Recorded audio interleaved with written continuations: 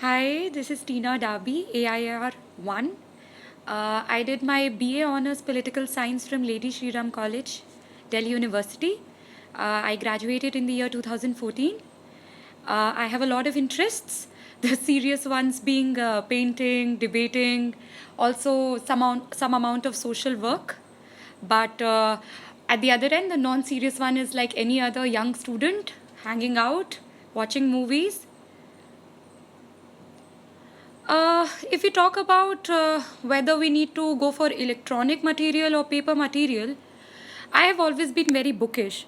So I did not per se follow any website or blog. Well, yes, I did research on Google whenever the need arose, but then I've always consulted books more, and somewhat my faith lies more in books. If we talk about a typical day in my study life, then it would comprise of you can say on an average 7 to 8 hours of study, because even after that it's highly impossible for an average brain to learn more.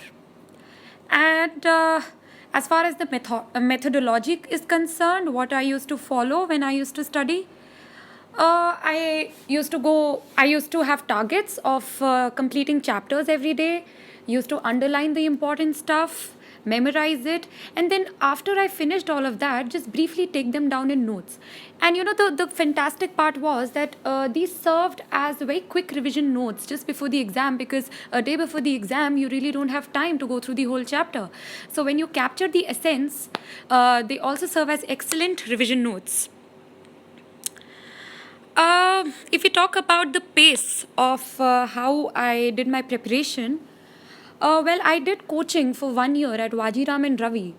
And since the coaching hours went on for nearly 6 to 7 on some days, because you also took coaching for your optional along with your GS. So, of course, it's highly impossible that you can study for a longer time during those days. And honestly, I just used to study 4 hours. But then, yes, I was quite attentive in class so that, when they're teaching you something in class, you retain it and you learn it there itself. But on normal days, when I was at home and doing nothing but just sitting and studying, it would go for 8 to 9 hours, sometimes even 10 hours if a particular topic is not completed. And I am such kind of a person who gets really scared one day before the exam. So I would study for 12 to 14 hours, because I always had this thing, oh, if I shouldn't have this regret the next day just because I hadn't revised a particular thing, I missed it. So it's quite varying, the pace. About the career backup, I really did not have one. Since I was in school, particularly in class 11th, I had decided I wanted to become a civil servant. So I had focused all my energies on it and really did not have a career backup option. I had thought that, okay, if it doesn't get over in one attempt, I would probably go for another and another. But then, if at all, if I would have got tired of civil services, I had always thought I would go again in academics, do my master's, and probably join as a lecturer.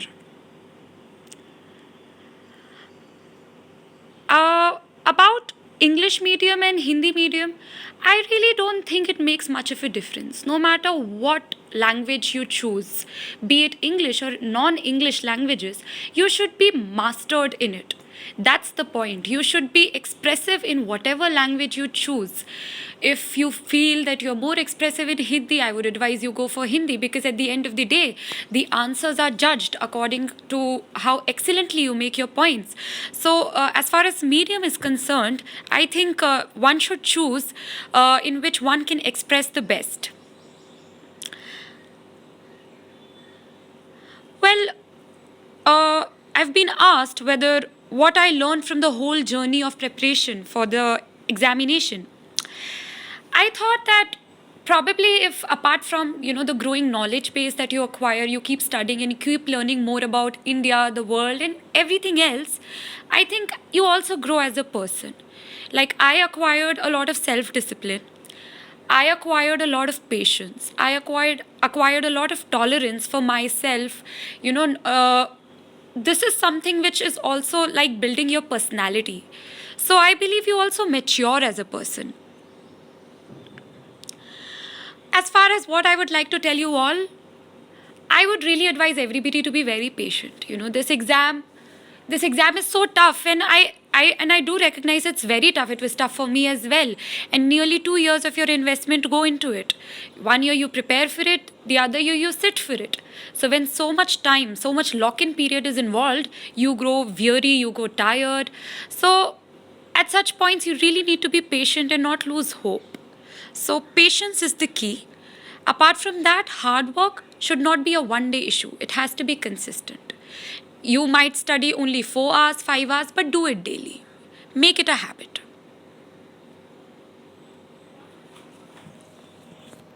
So I would like to wish all of you all the very best, and it's really, really possible to do it. It's absolutely, if you put in hard work, nothing really can stop you. So all the very best, do well. Hi, I'm Tina Dabi, AIR1. I did my BA Honours Political Science from Lady Shri Ram College, Delhi University. I have a range of interests, the serious ones being painting, debating, some amount of social work. Non-serious one, I think, which all of us share, hanging out, watching movies, shopping, etc. When we talk of prelims, I wouldn't say that there are, one particular book for every subject and every topic, because for different topics, different books cater better. So if we talk about ancient history, I only did it from the class 12th NCERT. If we talk about medieval history as well, the same source, NCERT class 12th. History, when it pertains to the freedom struggle in modern Indian history, I somewhat did it from Bipin Chandra, History of Modern India, and parts of it from Spectrum. Spectrum is also good for another reason. It gives you more information, and at the end of each chapter, they've summarized the whole chapter into revision points. So, because we all know there are time constraints. So if you can't read the whole chapter from Spectrum, you could always go through the revision points at the end of the chapter. If we talk about art and culture, I think, that's one thing which scares everybody, because there's no one source. And the only good thing is that nobody is well versed in art and culture. So we're all at the same level. So what I did for art and culture, at Wajiram, some class notes were given. They are easily available in the market, so you could consult that. Wajiram has also come out with a booklet on art and culture, and the first 100 pages are good for reference. But if you really want to do quickly the whole topic of art and culture, I could recommend Vision IAS's booklet on art and culture. It's around 50 pages, very concise, to the point, also has pictures. So I think that's another great source. If we talk about polity, I think Lakshmikant is the Bible of polity, and I did Lakshmikant for prelims as well as mains. But yes, Lakshmikant has a drawback that it's often too factual. But whatever new is happening currently, we have really good sources from the current affairs booklets published by many coaching institutes, and I believe Wajiram and Vision IAS has really, really good current affair booklets. So whatever current is happening in polity, the good part in both of these booklets is that they not only talk about the factual part of it. For instance, if we talk about President's Rule, so they'll not only tell you about Article 356, but also give you its analysis, its past experiences, what has the Supreme Court said. So it's a wholesome thing. So I believe along with Lakshmikant, these could prove as a good supplement. If we talk about economy, I really did not consult any book on economy. I completely followed Wajiram class notes, and I think they are excellent and they are easily available in the market, so you could do that. Along with that, even the economy, the Indian economy and world economy changes every day. There are new things happening. So again, we need to consult the current affairs booklets, and Wajiram's booklets or Vision IAS's booklets. They are very wholesome because they not only give you the facts, they give you the analysis, and they even predict that what could happen. They even quote good scholars. So, you really don't need, because we don't have time. So you really don't need to read Amartya Sen or Nandan Nilekani. What you could probably do is go through these booklets and you'll automatically get their viewpoints. So that's, like a good shortcut. It will save you time and headaches.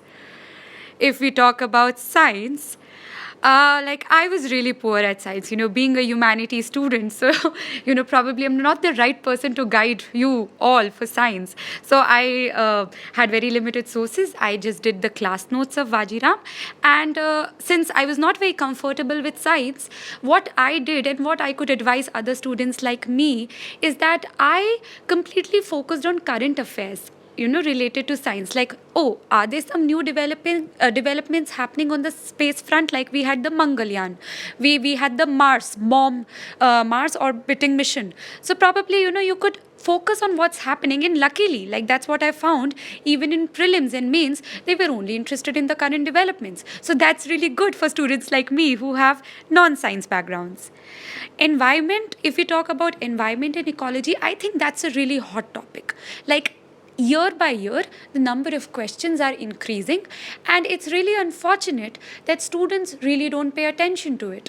They somewhat ignore it. I would highly recommend not to ignore this topic, because it will score you brownie points since the others are ignoring it. So where they will not score, you will score. For environment, I think Shankar Academy has brought out this very good green book. So I consulted that and I found it pretty sufficient. Apart from that, even environment and ecology, things change every day. One fine day, the Art of Living Culture Festival happens and they destroy the Yamuna floodplains.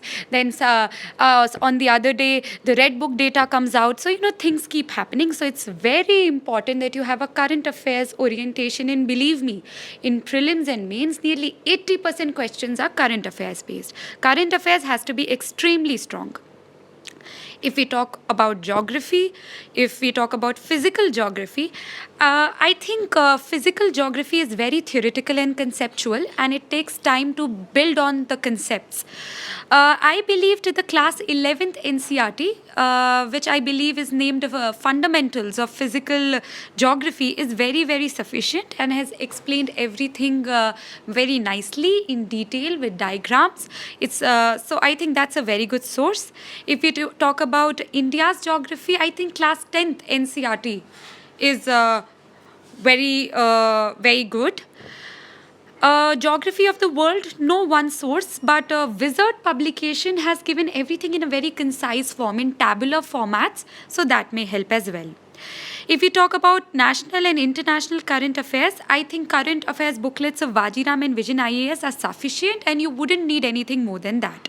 Schemes, policies, I think anybody who reads the newspaper religiously every day will be fine with it. CSAT. Well, CSAT is again very tricky, and I'm not sure if I'm the right person. It's all about maths and logical reasoning, and I come from a non-maths background. So I took coaching in Vajiram for 3 months, and I used to constantly practice the coaching material they gave. So the blue booklets of Vajiram, I think they are wonderful.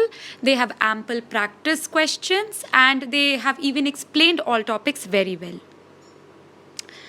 If we talk about compulsory language papers of May, I think since English is compulsory, if you read an English daily every day, I think it's more than sufficient, and you really do not need to prepare so much for it. It was a very easy paper, and anybody, even if they are from non-English background, if you are in touch with English, like if you read books in English or you're reading the newspaper, I think it's very well sufficient.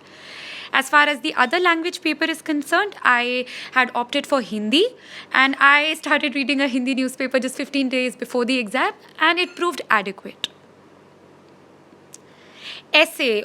Essay is a very, very tricky area, also the most neglected area. But believe me, it's like a big brownie point paper. Like you score marks in this, and it doesn't really require much effort. All it really needs is that you practice one essay every 15 days when you start preparing for mains, and that is going to be fine. And since, I'm not a very philosophical person, like I'm a very normal person who just read the newspapers and just did GS and my optional. So I always took topics which were more current affairs based, because, that was one area where I was knowledgeable, I was aware.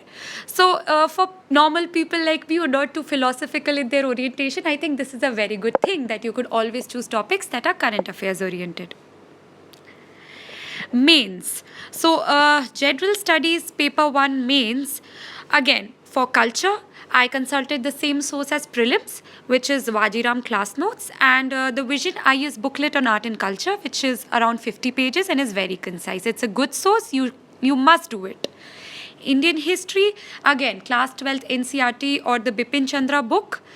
For world history, I think world history syllabus is so vast, so large, that I believed it was almost a graduation onto itself. So probably I just consulted Ojha sir's notes of Vajiram. They are easily available in the market, and I think they are very good. They are to the point, and they at least... Hi, this is Tina Dabi, AIR 1. I did my BA Honours Political Science from Lady Shri Ram College, Delhi University. My interests, the serious ones, include painting, debating, some amount of social work, as well as the other non-serious interests, I think, that we all share: watching movies, shopping, hanging out with friends, etc. Well, if we talk about General Studies Mains, Paper 1, I think it's a very diverse paper catering to different subjects. If we first come to art and culture, I believe the same prelim sources are sufficient. You need to do Vajiram's class notes along with Vision IAS booklet on art and culture, which is around 50 pages and very concise. If we talk about Indian history, the class 12th NCERT is quite sufficient. If we talk about world history, I would strongly recommend Ojha sir's Vajiram notes, because the world history is really huge, massive. It's a graduation unto itself. So the class notes are really helpful. If we talk about post-independence India, again, Ojha sir's notes are brilliant and you must read them. If we talk about Indian society, which is more sociology oriented, I believe Rajkumar sir's Vajiram notes are very good. He's quoted a lot of scholars, a lot of thinkers. So the answer writing becomes very high quality standard. If we talk about role of women, poverty and other related issues, Vajiram has come out with a yellow book on sociology, and it caters to nearly all sociology related topics, be it role of women, globalization, communalism, secularism. So this book is sufficient. If we again come to geography, world geography, physical, Vajiram's yellow book on geography is very good, very comprehensive and very helpful. If we talk about resource distribution, Vajiram has come out with a thin booklet on this topic itself, and it's very good. I would say the same for factors of industrial location. If we talk about earthquakes, tsunami, again, the Vajiram yellow book on physical geography is self-sufficient. Impact on flora and fauna is somewhat environment related, and the one we consulted for prelims, the Shankar's Academy book, green book, is very good for this as well. Coming to paper 2,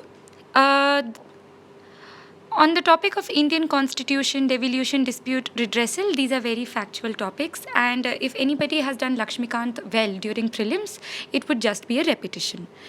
Comparing constitutions of the world, I believe Vision has come out with a handout of constitutions of the world. It's very detailed, but at the same time very concise, and they've given everything in tabular form, so it becomes very easy to memorize. So I would suggest people to go for it. If we talk about parliament, state legislatures, executive, judiciary, Lakshmikant will serve as a base.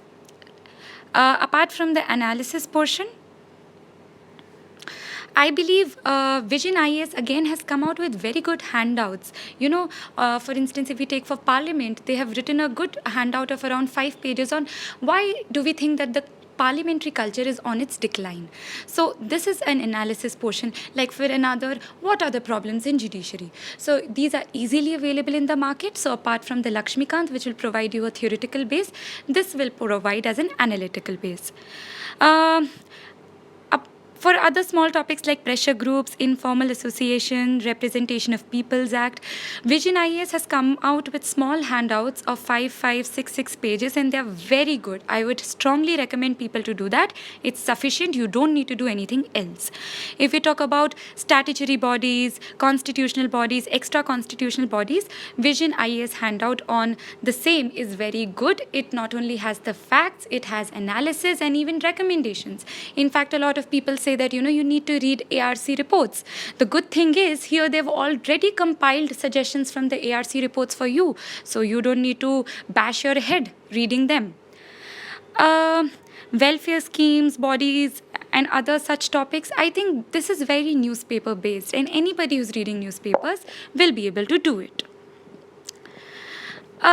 When we talk about governance and public administration related topics like accountability, e-governance, role of civil service, Vajiram class notes are very good. They are comprehensive. They've given you suggestions. They've given you analysis. They've pointed out the pros and cons. So I do not think you need anything more because they've already read from different sources and given you a compiled thing.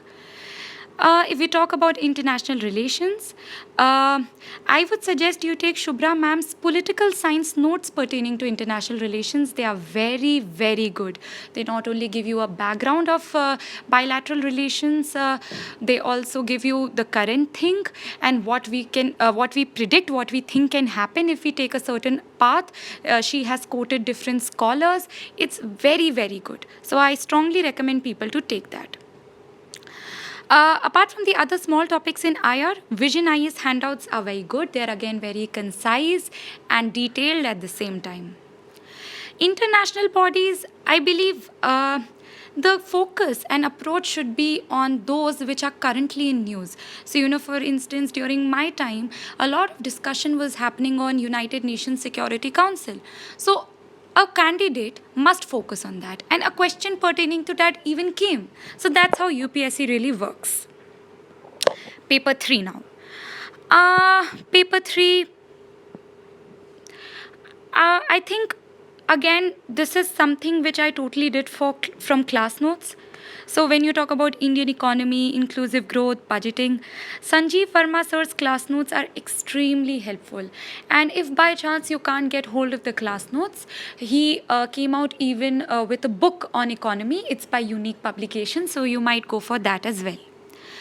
Other than that, the small topics like agriculture, produce, storage, marketing, distribution, farm subsidies, e-technology for farmers, food security, stuff like this. I believe Vision IAS handout is quite good.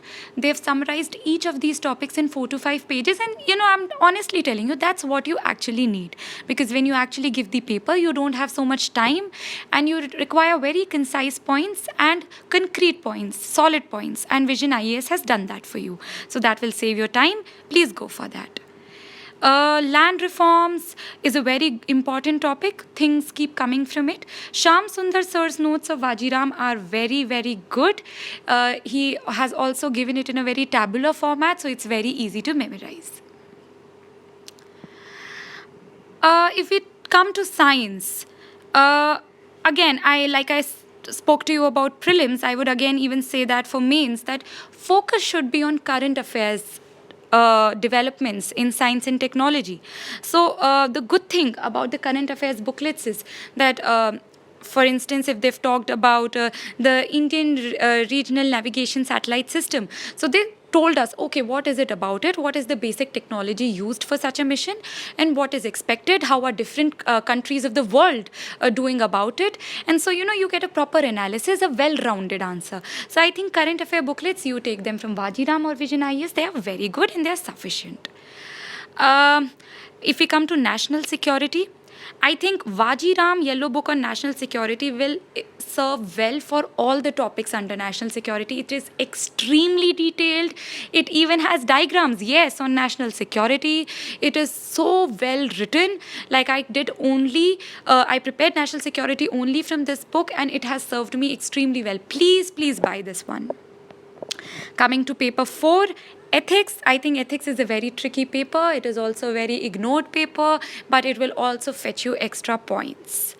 So if we talk about the theoretical aspects of ethics, like things like what is attitude, what is integrity, what is emotional intelligence, what is family, what is society. I think Vajiram has come out with a yellow book. It's very, very nice. Apart from that, Mukul Pathak sir's notes are very comprehensive. They are very easily available in the market, and he's given you all the important points. And he has done the whole work. He's read David Goldman's book on ethics, or on emotional intelligence, and you don't need to read the books. He's already given you his comments and his basic ideas, so that will save you time and will also fetch you good marks, because when the examiner checks your questions, he would actually think, oh, this person is so well read. If we talk about the other parts of ethics which pertain to probably public administration, more like governance, corporate governance, citizen charter, corruption, and stuff like that, I think Bijendra sir's Vajiram notes are very, very good. Even he has compiled from range of sources all over the world, so they are very high quality notes. Please go for that, and you may also consult Vajiram's yellow book. Case studies, I think case studies is very, very, very, very, very important. Even I ignored case studies for quite some time, and I believe that had I focused more. Hi, this is Tina Dabi, AIR1. I did my BA Honours Political Science from Lady Shri Ram College, Delhi University. My interests, the serious ones, include painting, debating, some amount of social work as well. The non-interest, I believe we all share, watching movies, shopping, hanging out with friends, etc. Mains answer writing, I think this is one area which is quite important, because it's mains which actually ensure whether you make it or break it. As far as the word limit is concerned, I was one person who always breached the word limits, but then I would still advise everybody to stay within the word limit, because you have time constraints. You need to do around 20 to 25 questions in 3 hours, and you need to write good answers on them. So word limit should be adhered. It's okay if you cross them by 50 words here or there, but the word limit more or less has to be stuck to. Also, how to ensure that you write within the word limit? I think that's where the mains test series come into play. I highly, highly, highly recommend that you take any mains test series, because they not only teach you how to write within the word limit, but they also teach you time management. Time management is very crucial. For instance, I'll give you my own personal experience. When I was writing my mains exam at my venue, a lot of people were not very well versed with the task of time management. So after the exam, a lot of girls and boys were actually crying that, oh, 10 mark का paper छूट गया, 20 marks का question छूट गया, this happened, that happened. So this only happens when you did not practice writing answers in a test format.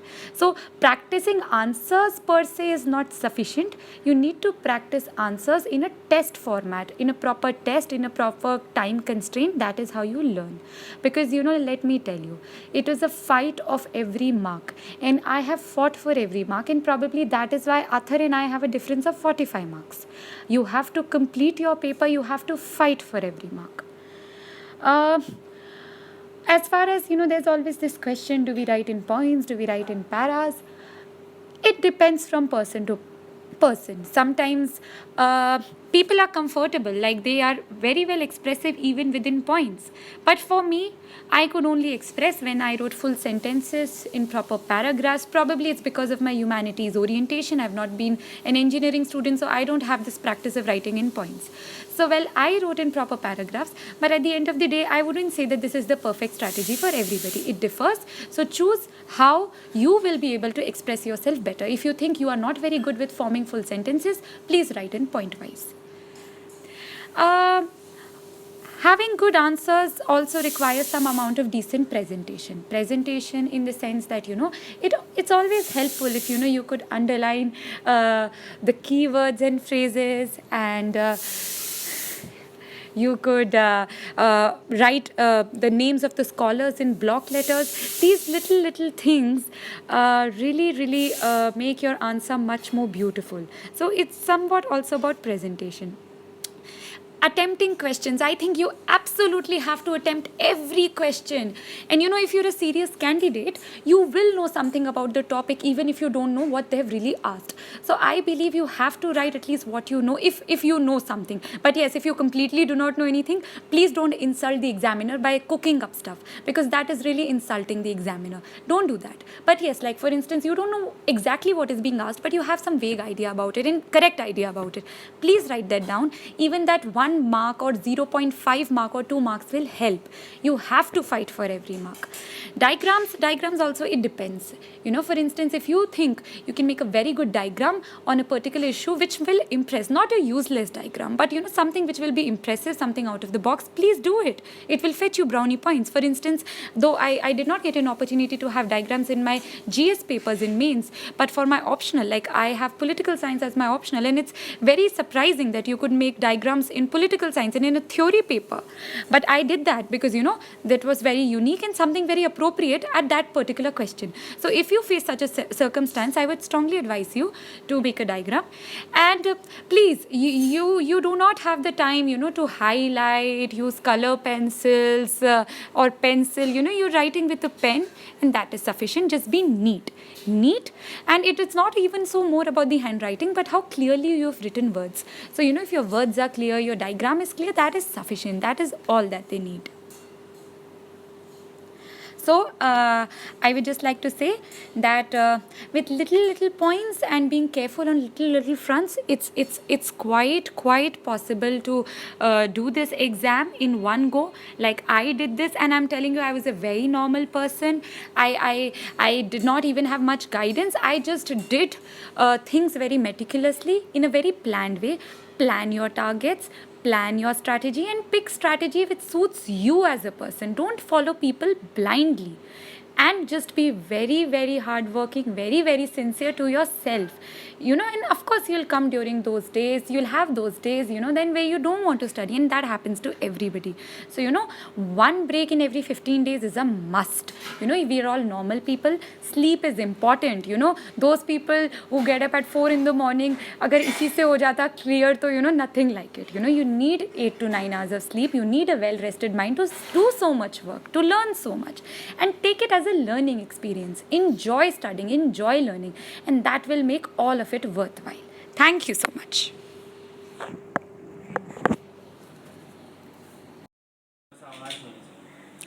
Hi, this is Tina Dabi, AIR1. Well, we are now in our final lap, and this is the time when everybody is very nervous, very anxious, very worried, very doubtful. बहुत बुरे सपने आते हैं, बुरे ख्याल आते हैं कि इस बार कर पाएंगे या नहीं कर पाएंगे. But seriously, you have studied all you could. अब और नहीं पढ़ना है. Now is the time for revision.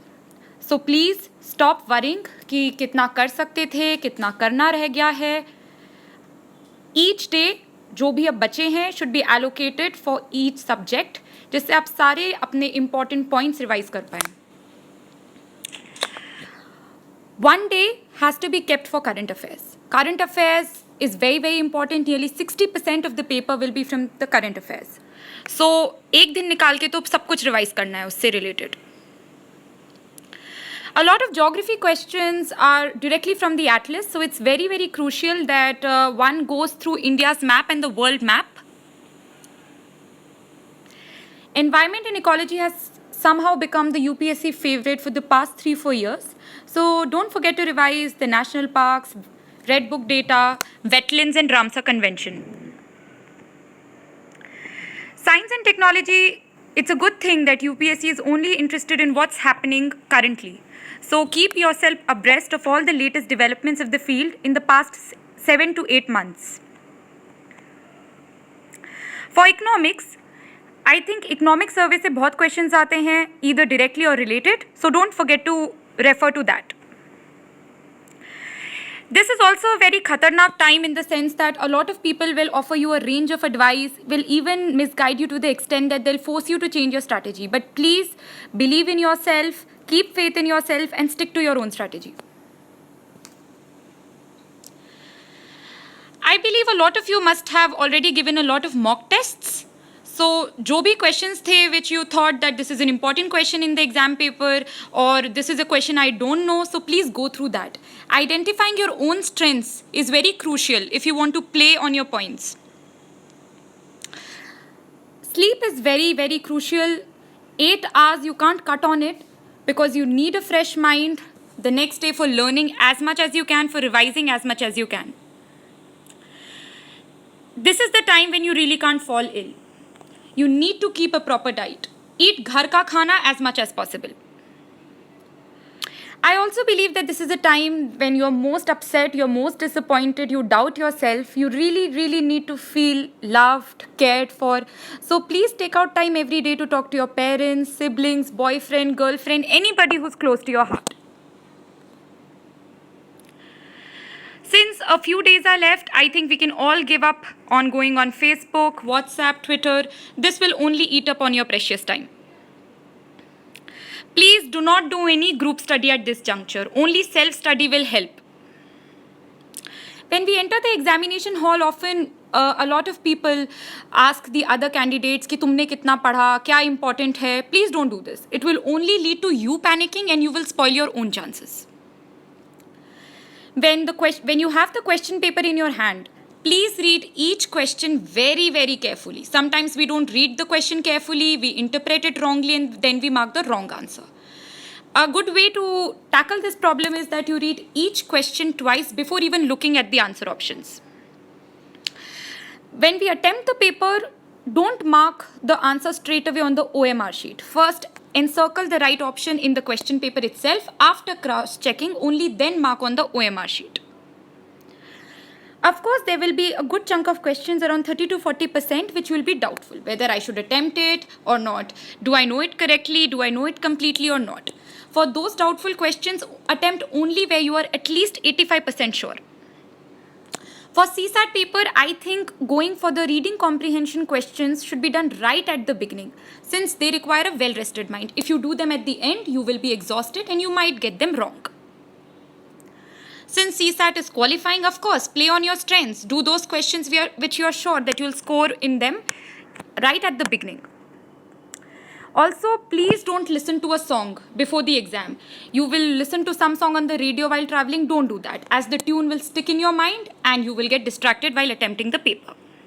In the end, my best wishes are with all the very best. Keep calm, be positive, sab ho jayega.